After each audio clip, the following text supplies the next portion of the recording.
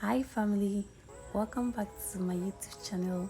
It's me, your girl Emiram, and I want to thank you so much for stopping by once again. Well, in today's video, I'm bringing you a recipe I tried for the first time, and oh my god, it was the best. I just didn't know. I couldn't tell the name to give it, but it was the best. Without wasting much time, let's get right into the details.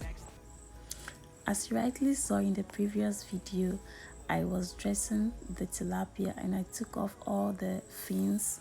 I took off the scale, I took off the tail, everything that is bone. I just took it out and I'm cutting it into three different sizes because it was quite big, and we had three large tilapias for this recipe, but I'm cutting it into three different sizes, so we are going to get about 9 pieces from this tilapia. So what inspired this recipe? I had this tilapia and I wanted to do something with tilapia, but I didn't want to fry it, and I didn't want to grill it because I was feeling lazy to do that. And so I was like, okay, why not prepare stew with it? Okay, if I can do tilapia soup with this, I can also do a stew with this. When I finished this, a friend told me it's fancy, only that I didn't use one particular ingredient that I was supposed to use for fancy. So anyway, I don't know what name you will give it.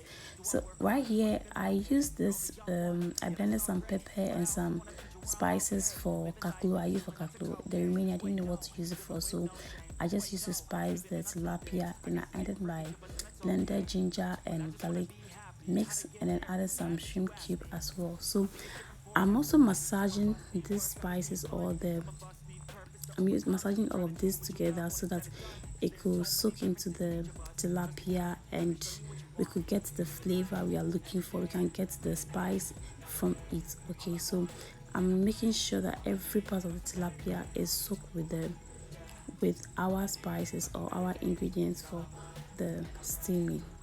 I'm going to leave that to marinate for about 2 hours. After about 1.5 hours, I went ahead to prep my ingredients for the stew.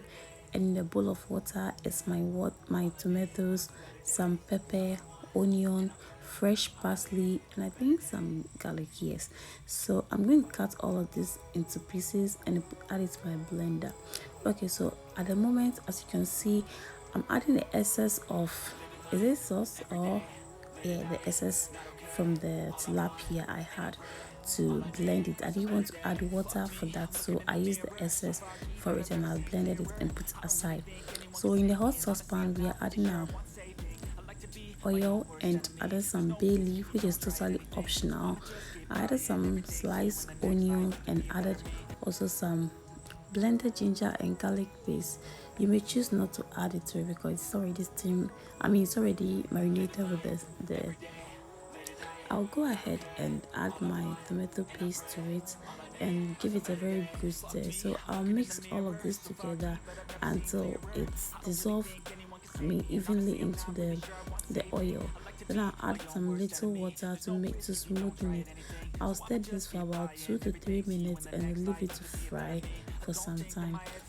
It's very important to allow this to fry for as long as it can. So I would suggest about 5 to 5 minutes. It's okay on a medium heat. Okay, so we continue to stir because we don't want to prevent or avoid any burn.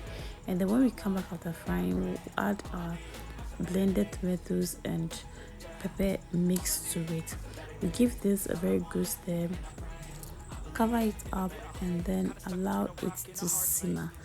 This way it will release juices. Don't forget we use parsley, fresh parsley, so the flavor and everything will just incorporate into the stew and will give it that aroma we are looking for. So we'll cover this up and allow it to simmer. So like I was saying about my friend, so she said if I'd used palm oil, then it would have been called fancy. But for this, I don't know, guys, do you think we should call it fancy but with oil, fried oil, or we should call it tilapia stew? It's up to us, or it's up to you guys. Well, we are back and we can see how gorgeous this stew look. Okay, I gave it another stir and then cover it up again and lower the heat. You can see I just lower the heat because it's at its point. At this moment, all that we need is to add our tilapia to it. So we are gently dropping one by one our tilapia into the stew. I started with the head because we don't want it to scatter and all of that, so I want it to be sit down well in the stew and not have any conflict with anyone. Okay, so we will continue to drop this tilapia into the stew, and after that what we'll do is to make sure that we use our ladle to separate or to make sure there are no conflict in them.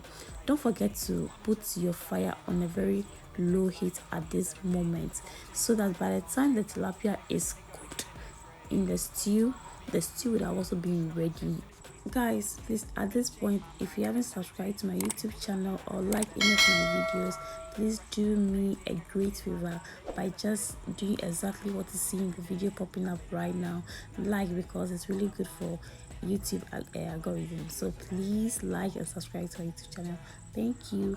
Okay, so like I said, we are going to use the ladle to make sure that there are no conflicts in there. They are all sitting comfortably in the stew. That's why we use actually a big saucepan. So if you don't want to get it scattered in the stew, please use a big saucepan that will get the fishes very comfortable.